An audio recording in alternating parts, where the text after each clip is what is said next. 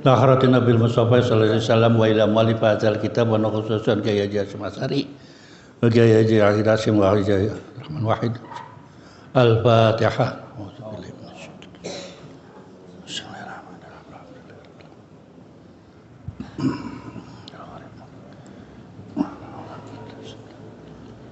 Amin.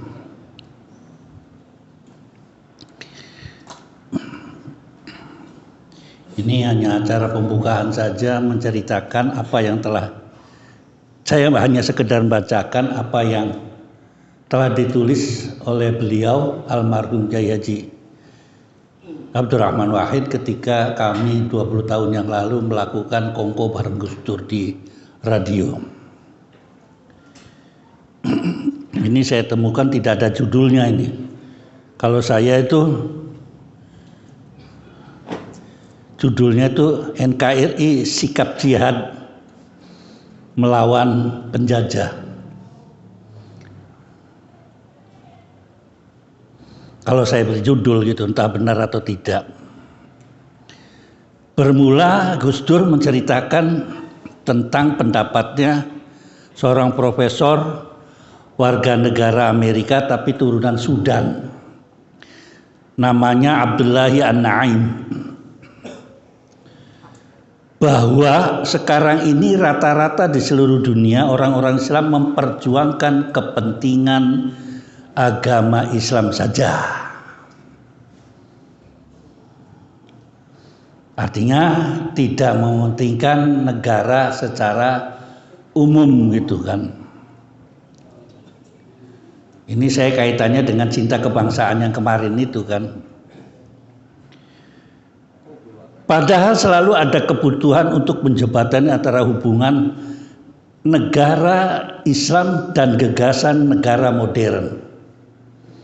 Berbeda dengan zamannya ketika Ottoman.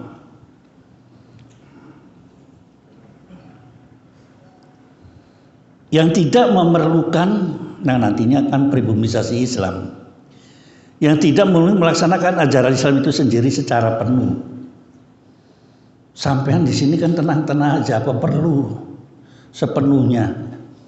Yang sekarang kan sholat apa semua haji jalan itu kan. Tapi kalau negara Islam kan tertulis syariatan wa syir'atan di dalam undang-undang dasarnya. Republiknya juga disebutkan Republik Islam Iran, seperti itu kan. Mana Republik Islam Sudan, Kuwait, terus apa lagi? Ada beberapa itu. Saudi saya mengatakan bukan negara Islam. Libya. Enggak, Libya. Orang saya pernah ke Libya kok.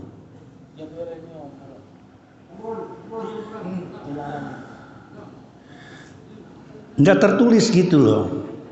Kalau Sudan kan Jumhuriyatul Islamiyah Sudan gitu kan. Iran Jumhuriyatul Islamiyah Iran gitu kan. Ini tidak.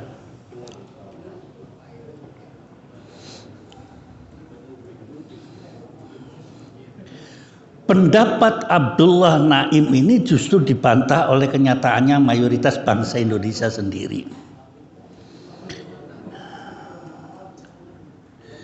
Di mana ini sejarahnya menjelang Perang Dunia ke-1 bubar, kemudian masuk Perang kedua. Di mana ada 3 orang sahabat, yaitu Kiai Hasyim Asy'ari, Kiai Wahab Hasbullah, yang kemudian satu rajinnya Kiai Haji Bisri Sansuri.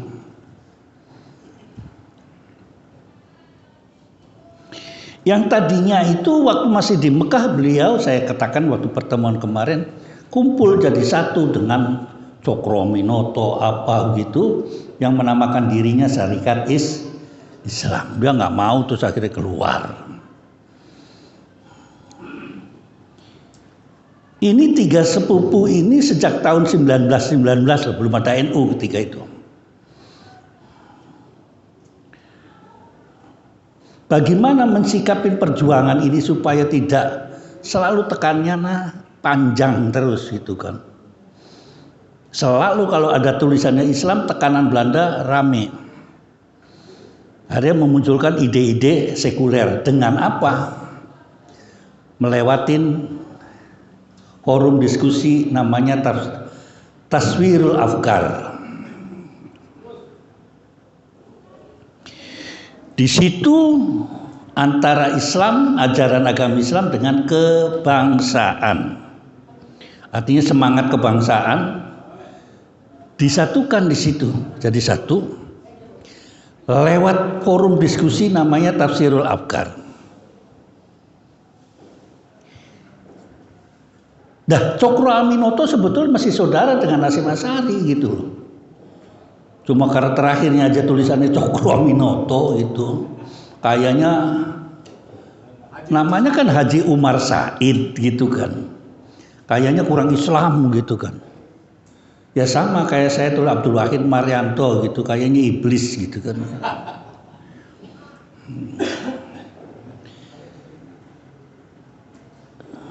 Cokro Aminoto mertuanya Soekarno. Gitu loh.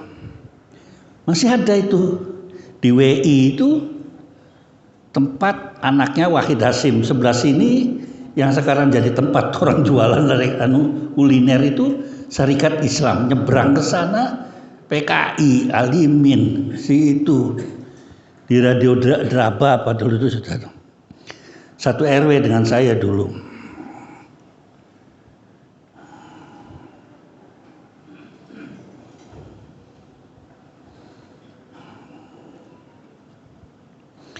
Soekarno menjadi tokoh nasionalis.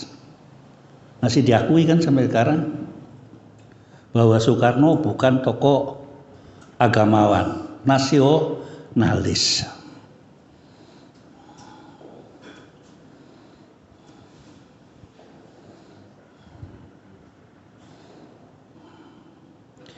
Tetapi tidak kalah akal di situ, 3 orang itu menerangkan tentang negara itu apa menurut Islam. Artikel-artikelnya berdasarkan semua ajaran Islam, ada fikih itu kedanan.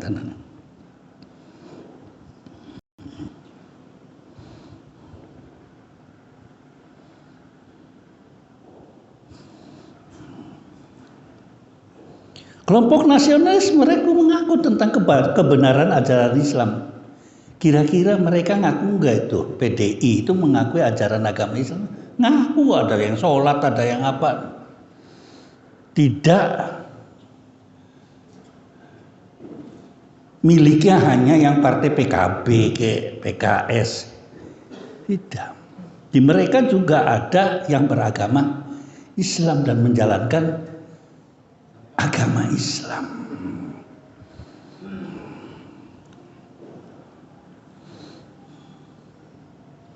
Kita kenal dengan Wahdatul Wujud. Itu muncul kelompok sufi juga.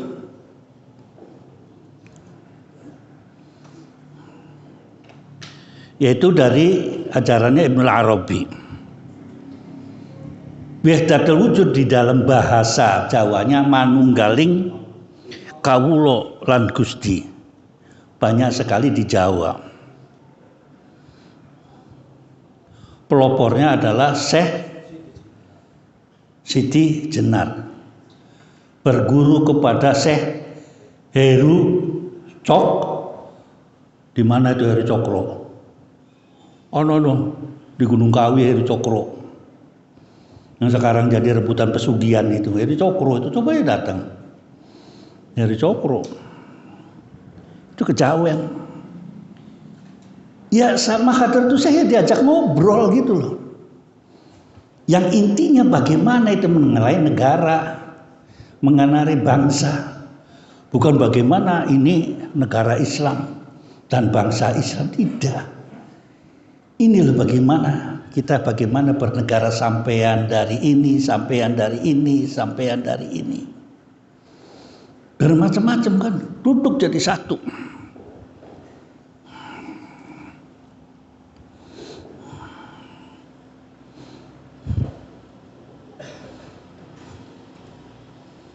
Yang nulis Gus Dur itu ngaku di sini Penulis artikel ini satu sisi adalah keturunan ahli sunnah wal jamaah Sunan Kalijaga. Wah, ngaku turunan wali di sini Gus Dur.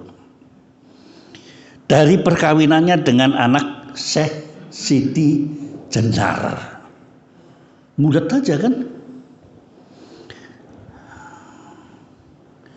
Kembali dengan anggapan Profesor Abdillah An-Naim mengatakan hanya membicarakan Islam saja. Ternyata di Indonesia tidak membicarakan Islam saja. Cara bernegara itu bagaimana? Ini negara sekuler gitu loh. Karena banyak aliran agama.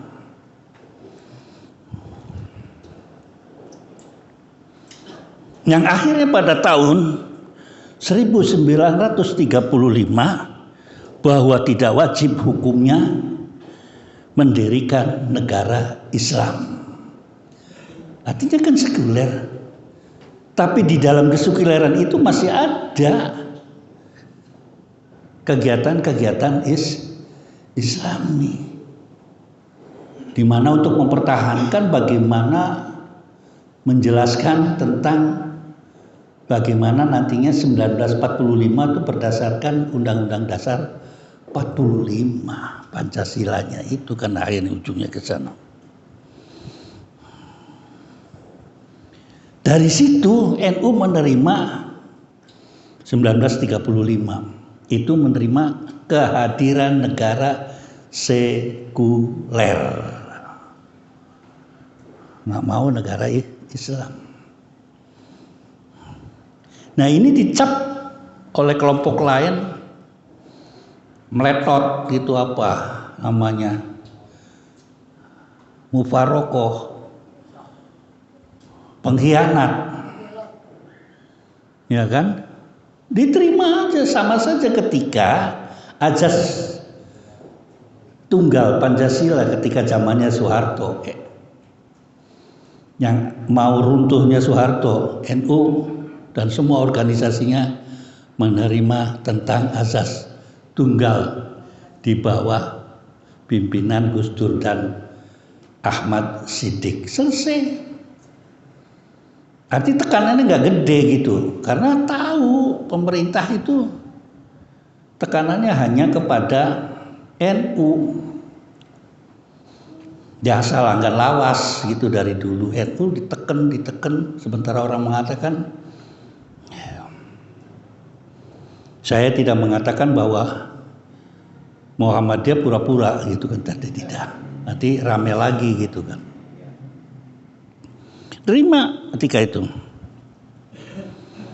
Pada tanggal 22 Oktober 1945, pengurus PBNU di Serdang mengeluarkan apa yang disebutkan sebagai resolusi jihad yang kemudian diteruskan dengan sekarang diperingati dengan Hari Santri Nasional. Muncul yang tidak senang dengan para santri, sudahlah santri itu ngaji kitab kuning saja. Coy, tidak begitu. Masa hak sebagai warga negara Indonesia tidak sama. Saya yang merasakan ketika itu sungguh susahnya sekolah yang berijazah tulisannya bahasa Arab. Tulisannya kan madrasah salafiyah syafi'iyah aliyah gitu kan. Pelajarannya nahwu sorof. Wah, wis apalagi itu tulisannya Arab semua gitu. Nggak diterima, ngajuin ke Universitas Pajajaran, saya ditolak, harus sekolah SM. Apa katanya ijazah begini? Sedih itu kan, 75 coy. Sekolah 10 tahun sehingga 64 di pondok. Dari mulai kelas 2 ibtidaiyah. Pengen sekolah di Pajajaran ditolak. Mencoba mengajukan diterjemahkan dalam bahasa Arab dan bahasa Inggris serta bahasa Prancis, mengajukan ke Leeds University adalah Rijk Universiteit di Belanda Leeds Universiteit di Belanda, kemudian di Sorbonne University, kemudian di Azhar. Kesemuanya diterima semua, heran kan jadi. Ya heran saya, nggak ngerti itu kan. Ini pengakuan saja. Ketika berangkat saya mau ke Azhar, susahnya setengah mati di sini. Saya ketemu Sudomo, saya ketemu si Beni Murdani di screening sana di Tengku Umar itu kan.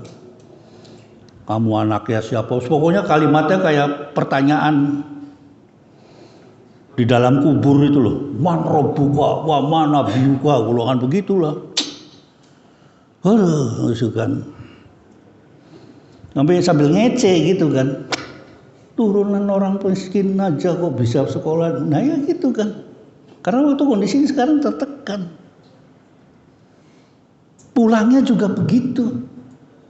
Selesai dari luar negeri, ijazah luar negeri tidak berarti sebelum mengikuti P4. Wah, diuber-uber lagi gitu kan. Opah gimana ente caranya? Masuk lubang tikus saja ditungguin sama Kaskokamtib alias Bakin. Batak miskin. Iya itu. Makanya enak zamanku toh telek gitu kan.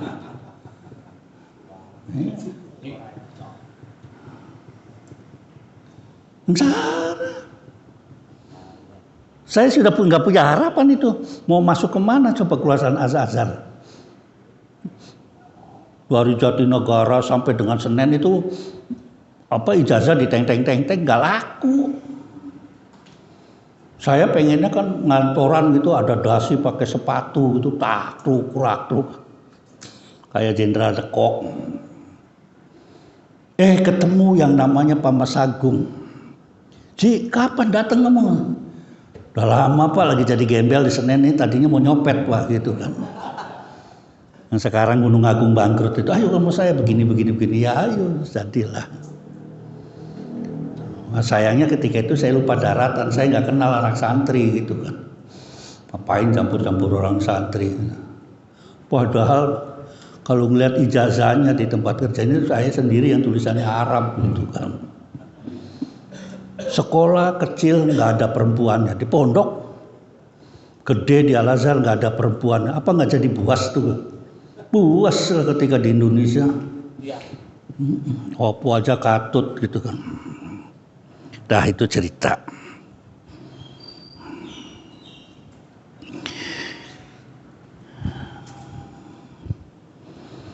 Di mana ketika itu resolusi jihad yang akhirnya menimbulkan sekarang Hari Santri Nasional. Di situ adalah mempertahankan tentang yang sekarang dinamai NKRI. Bertahan di situ. Negara Kesatuan Republik Indonesia, bukan negara Islam Indonesia. Jelas. Di sana sini ada DI dan macam-macam. NU ngomong dengan NKRI sampai sekarang dipakai NKRI harga mati, padahal mati beneran.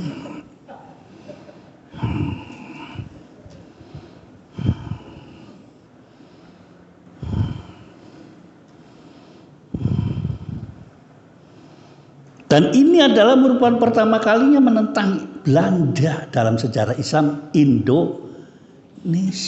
Saya menjelaskan itu supaya tidak keder gitu kan. Jihad diterapkan bagi entitas non-muslim juga. Ketika di Surabaya menyatakan begitu, entitas bukan hanya kepada santri saja.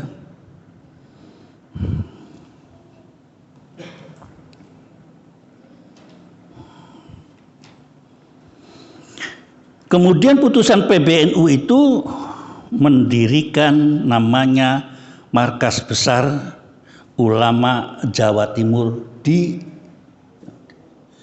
yang sehingga akhirnya menjadikan perlawanan pada 10 November itu. Pimpinannya adalah Kiai Wahab Hasbullah sebagai komandan dan Kiai Haji Bisi Sansuri sebagai kepala staf dan katibnya dan wakil katibnya. Pokoknya orang 3 aja loh, dan kemudian banyak sekali. Ada Kiai Haji Dipo dan ini dan lain sebagainya, banyak sekali di situ. Tapi pergerakan itu adanya di Surabaya.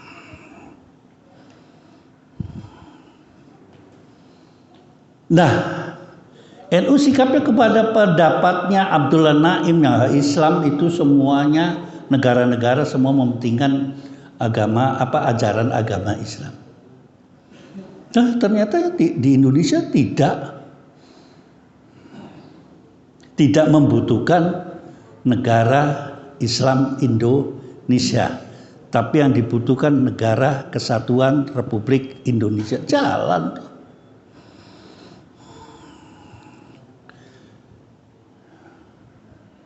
Dan pendapatnya tidak disalahkan, tetap ada Islamnya. Apa kita merasa di dalam NKRI Islam diinjak-injak? Tidak ada keadilan buat orang Islam. Enggak, perasaan tuh tenang-tenang aja. Malah enak menjadi orang NU. Ente bisa masuk masjidnya Ahmadiyah, kono berangkat. Masjidnya Muhammadiyah, silahkan. Terserah, bebas kan di situ. Silakan.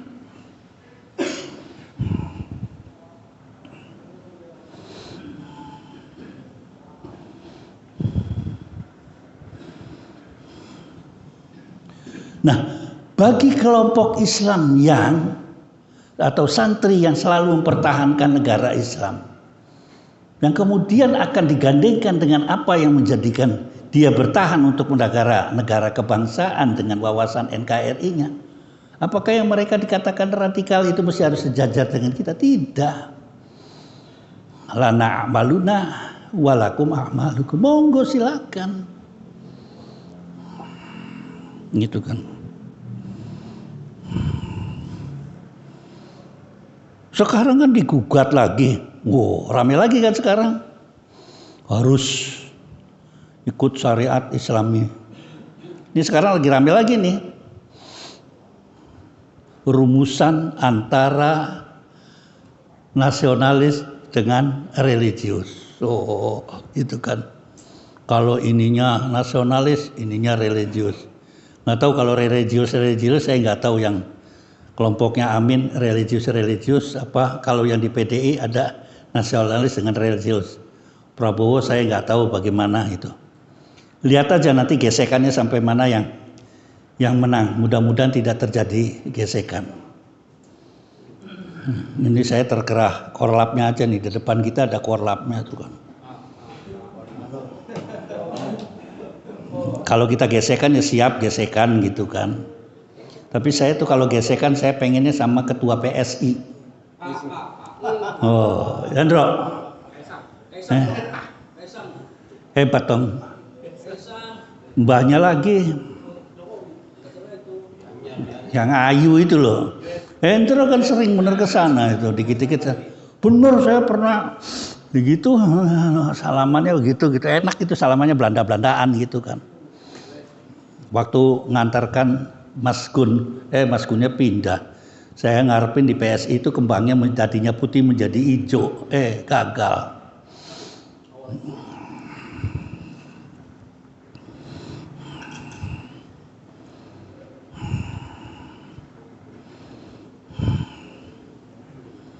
Yang satu mengklaim harus Islam, yang satu mengklaim tidak.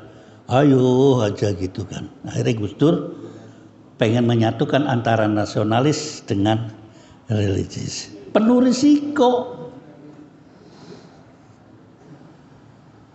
Sadat ditembak. Jangankan begitu, zamannya Julius Caesar. Ngerti nggak zamannya Julius Caesar itu? zamannya negara Romawi lagi hebat-hebatnya. Maka di dalam Quran ada surat namanya kan hebat-hebat ya kan, walaupun di situ hulibatur rum ila adnal ard itu kan. Ternyata yang bunuh adalah Brutus, orang terdekatnya. Jadi perilaku begitu biasa gitu loh. Jangan terkaget-kaget.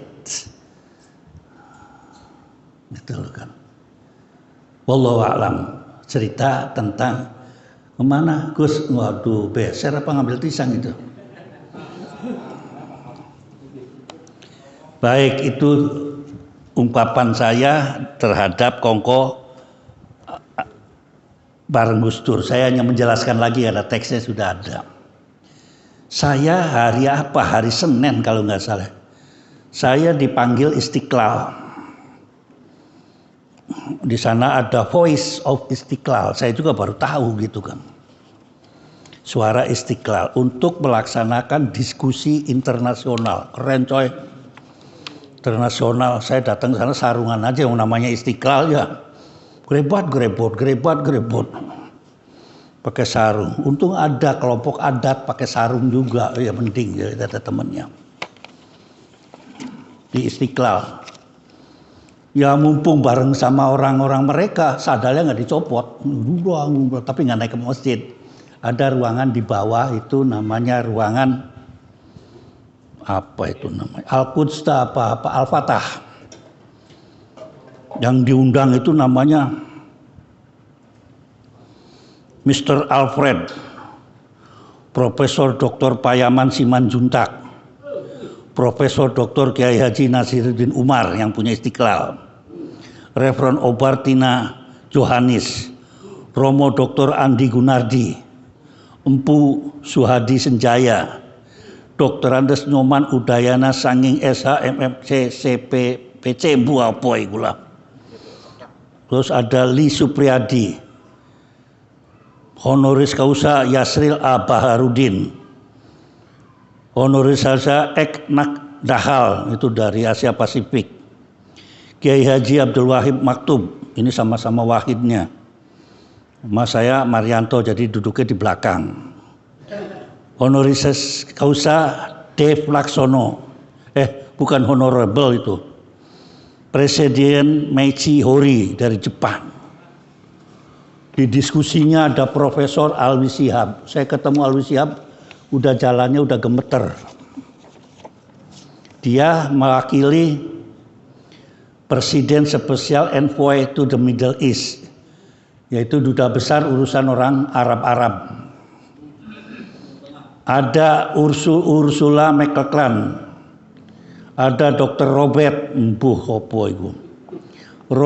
Dr. Rosita Tandos, direkturnya Voice of Istiqlal. Cantik nih orang ini. Saya kalau darah cantik langsung melotot aja mata tuh. Nggak rabun. Romo Thomas Ulun Ismoyo. Apa lagi tuh. Budi Utomo Doktor.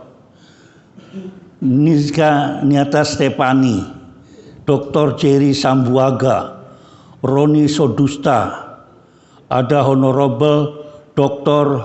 Enggak hanya itu Haji apa-apa nih, Tubagus M. Ali Ridho Azhari, anggota MPR, Haji Bukhari Sailil At-Tahiri MA, ya ketua urusan peribadatan di situ, Dr. Abdul Aziz Abaci, wah embuh itu, banyak sekali para pembesar-pembesar. Cuma pengantarnya pakai bahasa Inggris. Saya ya kira-kira yang enak ya yes gitu kan, nggak enak ya no gitulah, ngantuk sih itu lama-lama gitu kan. Serius nggak ada yang dagelan. Yang dagelan itu cuma saya saja, ada lagi satu ya Abdul Wahid Maktub juga dagelan, ngomongnya itu kan biasa orang NU guyonan gitu kan. Ya adiknya Ami Kures itu ya ada lucu-lucunya tuh, serius semua membicarakan tentang dialog antar agama. Semuanya bicara tentang perdamaian. Saya bilang gitu, pesantren saya adalah pengarang daripada lagu perdamaian. Saya nyanyikan lagu di Indonesia yang namanya Perdamaian, Perdamaian. Dia bengong itu. Yang ngarang itu pimpinan Pondok Pesantren Soko Tunggal. Sudah almarhum orangnya. Kiai siapa? Nah, itu Kiai Bukhari itu. Kita juga udah bosen baca Allahumma antas salam wa minkas salam wa ilaika ya'udus salam wa hayyina rabbana bisalam wa adkhilnal jannata darussalam. Salam semua lah pokoknya kan. Terakhir itu doanya selaman selumun selamat saya bilang. Dari dulu Islam mengajukan itu. Cuma apa terus nyinggungkan masalah perdamaian di Israel. Kalau saya tetap bantu, kita bantu. Bukan ngomong kasihan, nggak boleh katanya kasihan kepada orang Palestina. Harus dibantu, wajib kita. Iya tahu wajib. Tolong siapkan, jangan sampai ada dana itu nyeleweng. Siapkan di mana lewat jalurnya. Kita akan gerakan Palestina.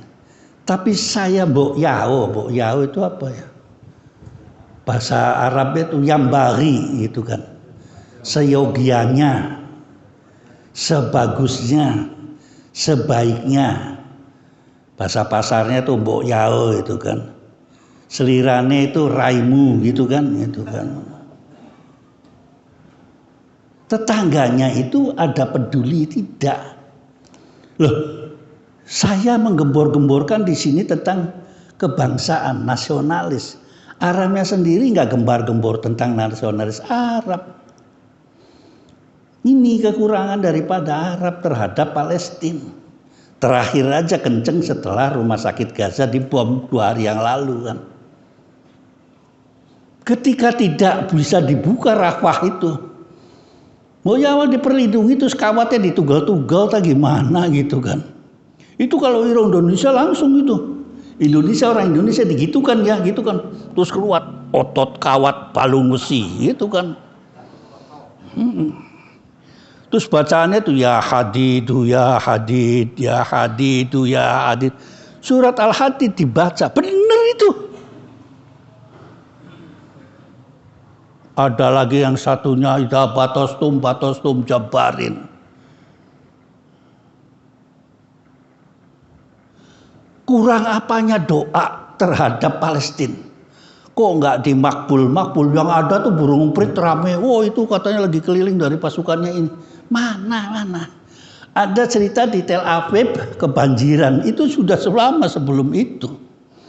Ada gempa, ada apa di Tel Aviv itu sebelum itu. Diolah lagi. Wah ini kan ini. Mana? Mereka lagi jerit aja bingung. Bayangannya kan, di sini suruh baca kunut tazilah, kunut apa. Orang Arab suruh baca kunut tazilah ada enggak gitu loh. Ngapain orang Arab ngurusin orang diri suruh baca kunut tazilah? Bangsamu sendiri suruh baca kunut tazilah. Yang dekat gitu, paling tidak kalau tetangga itu kan doanya kan lebih mustajabah daripada yang ado sampean kan perlu pisah kan. Udah pisah, iya kalau buka kedutaannya gitu kan. Iya, sampai sana nyasar lagi kan nabrak warteg apa enggak saya belum makan. Padahal itu zalika ad'aful iman kan. Kenapa dianya tidak mencontohkan diri? Yang ribut ada Allah ribut. Indonesia juga dulu tahun 45 juga akan melakukan begitu, kocar-kacir nggak karuan-karuan. Tapi apa yang baca itu, ya baca hizib, yang ngajarin mereka, tapi kan mereka tidak mengamalkan. Apa sampai belajar hizib nasor, misalkan ada yang di sini belajar hizib nasor datangnya dari Pangeran Majapahit. Ayo ngomong tak serawat gitu kan. Nggak ada kan, rawinya mesti dari sana, sanadnya dari sana. Syekh Sadli yang biasa dibaca di sini ditawasulkan. Ya begitu gitu loh. Dia sendiri lupa yang punya jimat. Nanti disebutkan ala bizikrillah tatmainnul qulub, syaitannya ke situ. Yakin saya itu, kalau Indonesia digitukan kayak tadi itu, mudah keluar itu otot kawat balung besi.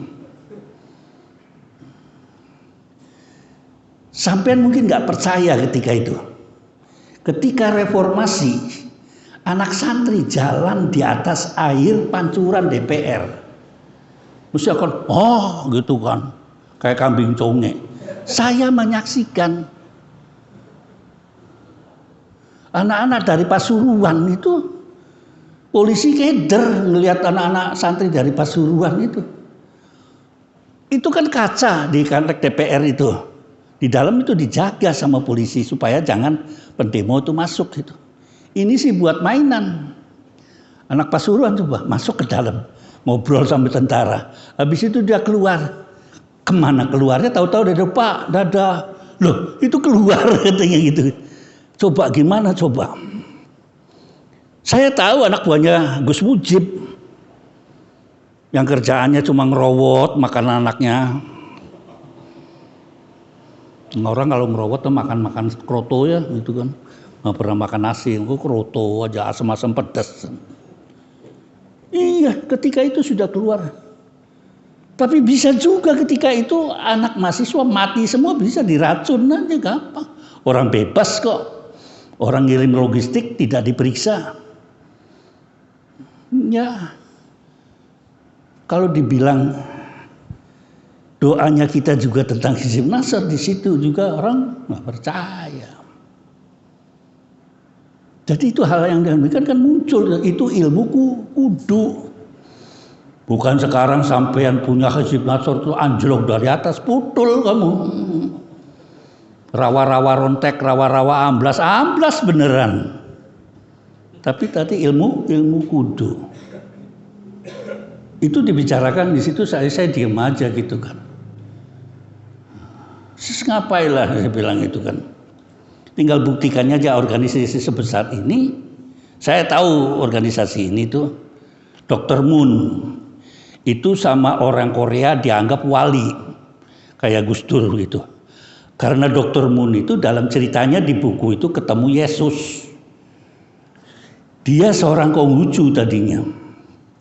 Sakit terus di Korea diparanin sama Yesus itu, terus ceritanya panjang. Pengikutnya siapa? Bule-bule itu ngikutin ajarannya Dr. Moon. Saya ke sana tuh ngeliat hotel punya, surat kabar punya, perusahaan apa yang gede-gede di Korea itu punya.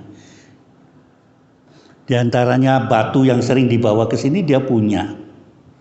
Atau mesti kalau batu mesti dari Korea gitu ya. Di Garut kan akik banyak bener, tapi kok nilainya nggak ada gitu kan. Martapura. Tapi kalau batu dari Korea bisa Larayan Cok, Udunan, apalagi itu bisa semua kan. Itu tiap malam di TV kan itu kan batu apa gitu kan, semuanya kan mengandung magnet semua. Itu banyak di sini. Saya tenang-tenang aja. Cuma saya karena sudah lama sebelum COVID kita belum ketemu dengan pengurusnya Pak Sipik, dan yang di Indonesia saya ketemu di sana. Cuma mereka itu kan vegetarian. Ente kalau diajak makan orang mau gitu-gituan keder.